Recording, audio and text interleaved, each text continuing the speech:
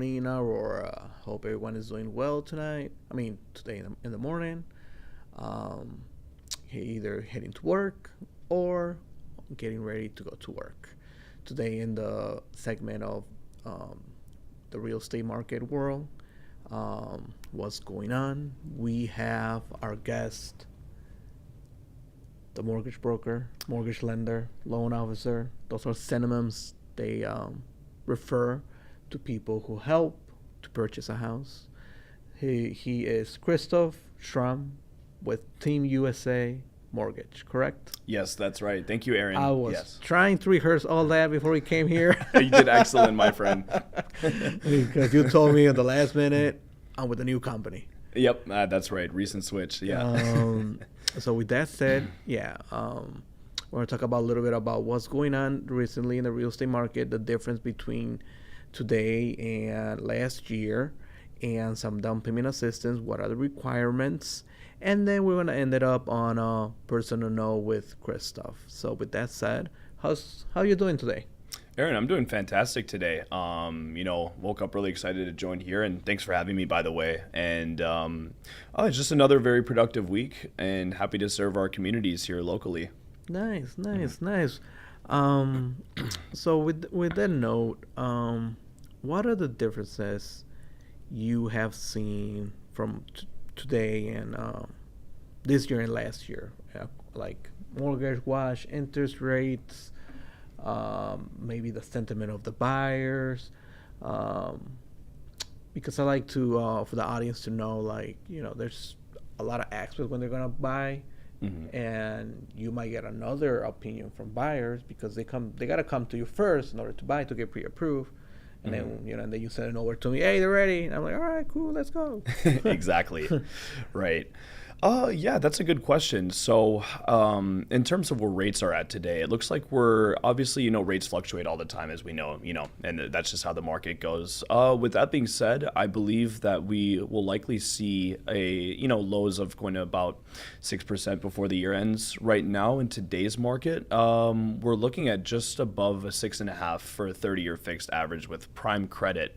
But yeah, with that being said, what I've noticed overall, especially in this year as opposed to last, is buyers are slowly getting a bit more comfortable with, higher interest rates in general. So I feel like that's kind of putting the pressure off, in conjunction with the rates dropping for sellers to, that got really low rates in the pandemic and in those times to move.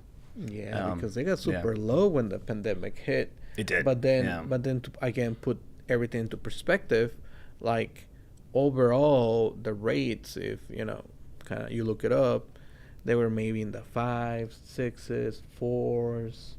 So everything below four, it was like not seen, but because it was like that for a while, all of a sudden it goes to 4, 5, 6, and they're like, oh no, that's too high. But again, put everything into perspective. It's like, oh, it's okay, but the only thing that has changed is the supply, everything that is available in the market. That has really shrunk since COVID, and that's why we experience all the multiple offers, highest and best, and that's why it's really important to be informed, and go with the professionals that be doing it. They're licensed, because you want to be with the right team when you're gonna buy your biggest asset you're probably gonna get. Yeah, definitely. Correct. Oh yeah. So what are the requirements? Let's say someone calls me, and when they call me, I do a little screening. Like, let's see if they're okay to go with you, and then they say, okay, this person checks, and then I'll tell them, hey, give my guy Christoff a call. Then what's the next conversation you will have with a client? Yeah, excellent. And so it sounds like what you've done to screen is commonly known as pre-qualification. So that's excellent, right? Because you're typically, and it's kind of a simple conversation with the borrower, right? So it's asking, like, how long you've been employed, do you know, or best guess where your credit is. So the next steps on our end, at least, assuming they're pretty sincere, right? They want to get pre-approved fast. Is we would additionally screen them. We would ask. Typically, we like to see at least on the Fannie and Freddie side for these loans to get approved that they've had 2 years of income history, whether that be good W-2s. And if they're self-employed, we would see their tax returns if they filed good income on their taxes and 1099s and whatnot. What else? We would basically also take a look at their assets, right? So how much they have in their bank. And that could also, I know we're going to talk about this soon, but that could determine whether, or not we could use down payment assistance to help them out and whatnot. And also credit, right? So it's important for all borrowers to have pretty good credit, not only to access good rates, but to be able to obtain a mortgage as well. So we would have a pre-screening for these questions, and then once we have an application in, we review these one by one, and that actually goes through our systems in order to get the client fully pre-approved. There you go. Yes, sir. One question. So the public kind of has an idea, and probably their question is when you mentioned Freddie and Fannie. What are those Freddie and Fannie for the public, just to get like a brief understanding? Could you explain what is Freddie and Fannie? Absolutely. So Fannie Mae and Freddie Mac are basically, they're two entities. They're government entities that essentially insure and then buy these mortgages, and they're for conventional and FHA. So they're the ones to set the guidelines to ultimately invest and then buy and sell these mortgages on what's called the secondary market. Which, it's interesting. I know this is kind of getting deep in the convo, but essentially how the secondary market works is a bunch of mortgages from individuals, they get packaged together and then they get resold on the secondary market. So they're the ones kind of overseeing that. It's kind of, let's say, just to kind of break it down in simplest terms. Sure. You buy a house, they go with you, and then all of a sudden, maybe a month to a month later, they get another letter saying they bought their loan, their mortgage. Now your provider is another bank, correct? Correct. Okay. Yeah. So just people have a brief knowledge why that happens, because if they don't know, they kind of might freak out, or they're like, Chris scanned me, and what is he doing? And you're like, no, that's how the market kind of works. That's how the market works, exactly. Yeah. So to kind of clarify on that a little bit, your loan servicer in the beginning could be different. Let's say even a couple months after or whatnot, and that's just the not the fact, but that's the process of different servicer ultimately like buying and servicing that mortgage. Yeah. Let me take a quick break. Say hi to people in the comments. Juan Lopez, good friend of the program, and also he's been here on studio. Tracy Duran, good friend of the program as well. Jose Pais, another good friend. He's a DJ and owner of Harry B's Parlor here in Aurora. And Curtis, our MVP over here. So thank you everyone for tuning in. We're talking about the real estate market. In this case, we have a loan officer who explains a little more about the requirements, the steps to get pre-approved, because the first time in order to buy a house, need to get pre-approved by a loan officer, and then he sent them to me, and then we go look for the house. Our next question will be, what are the requirements to down payment assistance? I know there's a lot of them. Sometimes buyers do ask me, and I'm like, I only can tell you a few, but if you want more in details, please ask the loan officer, because they literally have all the stuff in front of them, and they can go hand by hand, because some of them are income-based, credit and whatnot. And they're like, oh, and I'm like, yes. So yes, I'm just. Right, I don't want to misguide you. Talk to the loan officer. Talk to the experts, right? Yeah, absolutely. Yeah, that's a great question, Aaron. So typically, in order to get qualified and then ultimately approved for down payment assistance, it's gonna, for almost all lenders, at least from what I've seen in my experience, it's gonna come down to a figure of being below 80% area median income in which the town or the zip that you're purchasing. if that makes sense. So let's say that the average income, let's just say as an example in Aurora here, let's say it's about 80,000. So if you are making 80,000 or less here, and you want to buy a property in Aurora, for example, then you could qualify potentially for a down payment assistance program. Also, with that being said, then they still do want to make sure that you have the appropriate credit, like we discussed earlier. So if you're trying to buy FHA, you need a minimum of 580, and then conventional 620.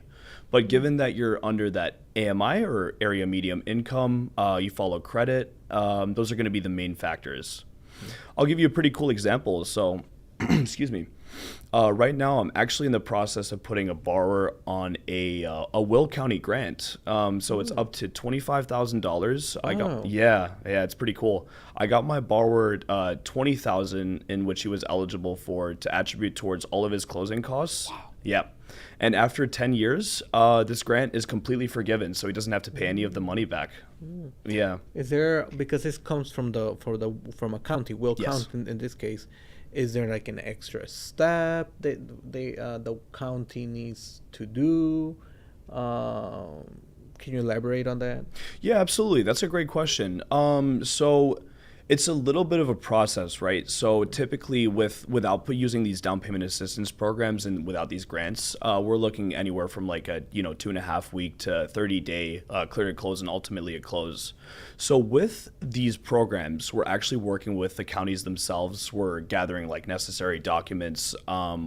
It's not just the lender that we're working with, but because we're involving the county as a third party, it takes a little bit longer in the process. So with that being said, it's typically going to be anywhere from like a 45 to 60-day close that we're actually communicating back and forth with the counties to get these actually approved. And Does that answer? Oh, and sorry. with the Yeah. seller. Yes, with the seller, of Because course. sometimes they can get antsy. Hey, I want to close now. And I'm Exactly. like, we have another stuff going on also. Absolutely. But yeah, may I ask, is it a property on the market, or is it like a for sale by owner? So interestingly enough, this property particularly, and it doesn't have to be the case, but my borrower that I currently have on this Will County grant, he bought it in a foreclosure sale. Okay. Yeah. Okay. Yeah. Okay. So we got a Okay. really good price for it. Okay. Yeah. Understandable. I just want to clarify, like, in this market, when everything is put up, like on the public, because the market's moving fast and there's a lot of competition. So by that, like, the seller's gonna close quick. Oh, yeah. But that's what reason I asked, which one is it? Because when it's for sale by owner, then that house doesn't get as much exposure. It is in the public, but doesn't get as much exposure. So it's a give and take, because then you're just talking directly to the owner, and if the buyer's has another party helping with the down payment assistance, then that way might take a little longer. And if we have a sale by owner, they might understand. I've seen in my cases when it's for sale by owner, they're like, okay, like I'll give the extra time. Right. But when it's like dealing with the seller's agent, I guess, right? Oh no, it's like, what? 45 days? No. Yeah, I know. They're like, He won 15. It's like, whoa. But yeah. But for foreclosure, that also makes sense. When it's a foreclosure, it's a longer, lengthy process as well. So thank you for answering that. of course. So what are others down payment assistance that you might be aware of, and you can tell clients, like, how to get prepared besides the income or the credit, or if they're on the verge, like like maybe 610, or what are the steps they can take to raise that credit score? Yeah, great, fantastic question. So just so I understand completely, and not necessarily about down payment assistance, but how we like help them with credit, right, and getting them to those qualifying thresholds. Because sometimes, I put myself in there. Like, Sure. growing up in the house, all I heard is like, "Oh, you just gotta have good credit. You just gotta have good credit." But they never. My parents didn't know better, and the family never knew better. So that's all I hear. But in my mind, I was like, okay, as long as I have good credit, doesn't matter how many open credit lines I had. And then I've eventually learned the hard way, and Oh, I'm like, sure. Yeah. oh, they're like, you're DTI, blah blah blah blah. Get that down, pay that off. But I'm like, wait, do I have good credit? Yes, but you have a lot of stuff open. Sure. Oh. So yeah. That makes sense. Okay. Yeah. So usually what we would do, right? We have a couple options if we're, I guess, working with credit challenged borrowers or borrowers who have, lower credit positions than, we would like to see for those qualifying ranges. We have a couple credit experts that we work with. So typically what we would do is, after a soft credit check or after a credit pull, let's say, someone's not meeting those guidelines, they're not meeting the numbers we need to, then we introduce them to our credit repair guy or, a couple that we have in our wheelhouse, so to speak. And then over the course of typically anywhere ranging from 1 month to about half a year, depending on, how, I guess, for lack of a better word, bad their credit is, then he can get them to he'll work with them and develop a really, in-depth plan to get them to the ranges they need to be. Other than that, we actually do have a very cheap an affordable option with one of our lenders. It's just about $14, and it kind of accomplishes the same goal, but for a budget of improving that credit. It just takes a little bit of a more manual approach if the borrower wants to do that themselves to implement the plan. Okay. Yeah. Okay. Hope that answers it, Marion. Yeah. And as of this last 4 weeks, we still mid of summer, I want to say. How's the summer market has been? What are the stuff you have seen a little bit different or yeah? Yeah, good question. So I think as we know, or as you may be aware in real estate, it seems like the market typically heats up anywhere from really starts heating up in the springtime and then kind of carries over the summertime and then starts to slow down and a bit during the fall. But yeah, with that being said, at least from my personal experience and what I see my peers doing, and also like realtors like yourself, of course, is that I think we're seeing a lot more volume right now. We see a lot more movement during the summer than previous years. At least that's what I'm noticing. Okay, Yeah. okay. Are you seeing buyers being able to get some seller credits, or is it still like in a highest and best situation, 0 or minimum? That's a great question.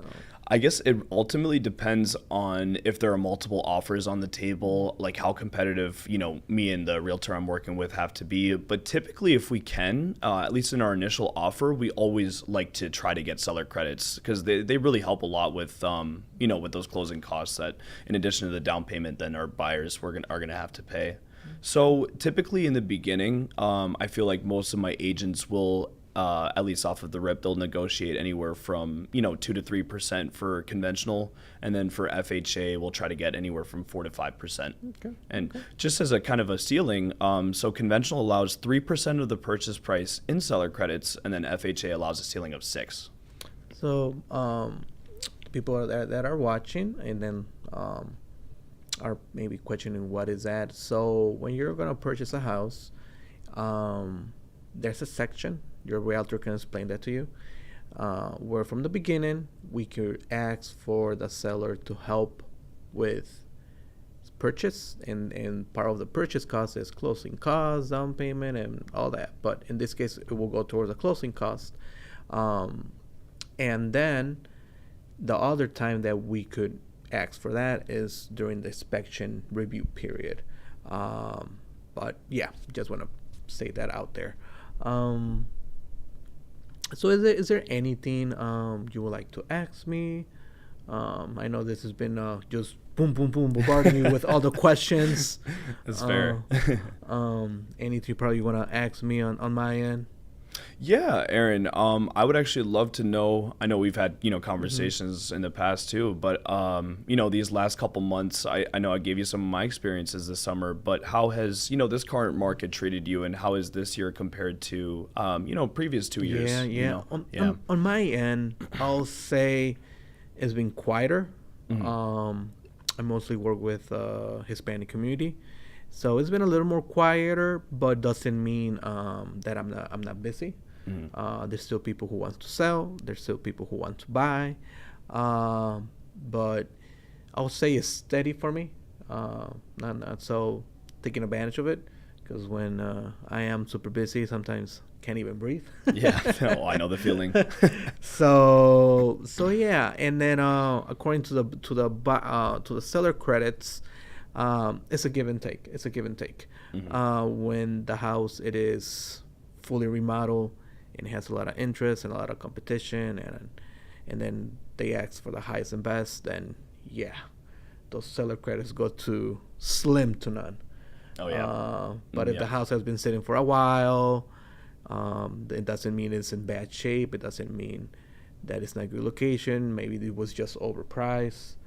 Then we might be able to, negotiate some seller credits. That's what I have seen, because in all the previous markets, it's tough. It's tough. It's tough. I mean, it's still tough, Oh yeah. but it still can be done. It still can be done. I don't want to discourage people on this program. So yeah, that's what's been going on lately. No, that's good to hear. Yeah. Yeah. So Yeah. I'm gonna take a quick here to the comments. Tracy Duran, great information to have. Thank you, thank you. She's a great friend on the program. Lovely person. Thank you for all the support. So take it now to a more personal aspect of you. What got you into this? What got your interest?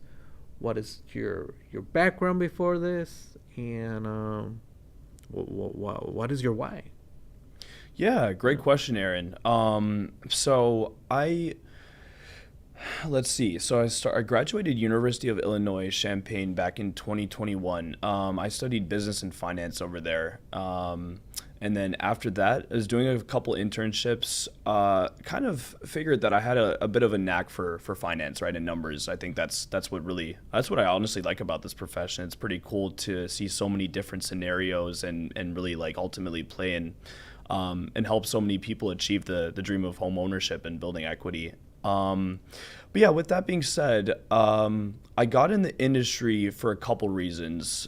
First of all, some of my peers and then some of my family members were involved in real estate, and I wanted to see kind of the behind the scenes, right? So for a while, I was also considering becoming an agent, right?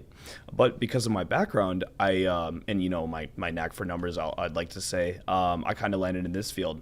Okay. Okay.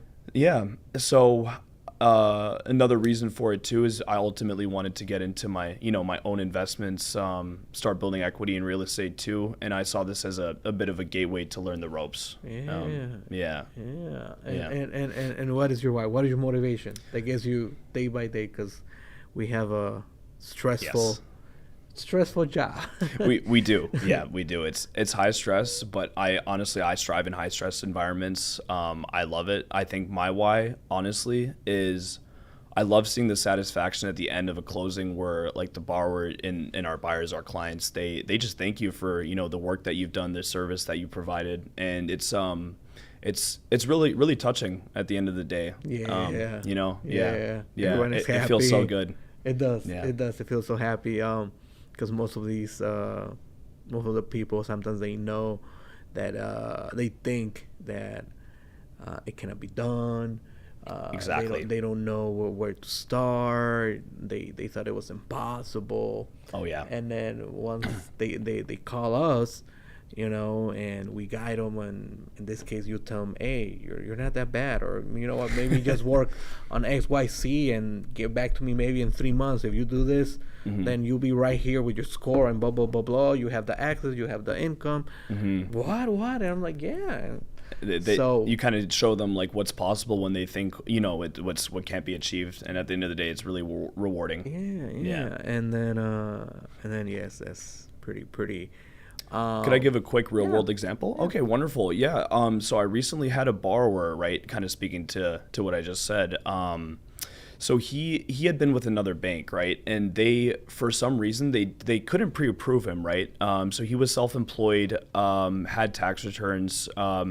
He had some deductions, right? And if to kind of give an idea of what that is, that's kind of like what all expenses that can be deducted from your gross income when you're self-employed. So we took a very in-depth review of like this of his situation and whatnot, and there were certain things that we could do to add back some certain deductions back into his income to ultimately get him approved. And then at the end of the journey, you know, we put him in his dream house, and he was so happy. He even invited me to his housewarming party. Yeah. So just things like that. It feels really good. You know, Yeah. it's really rewarding. That you were the one. Exactly. You know, it's like, to make it happen when he got denied. And then they probably, you know, send you your referrals.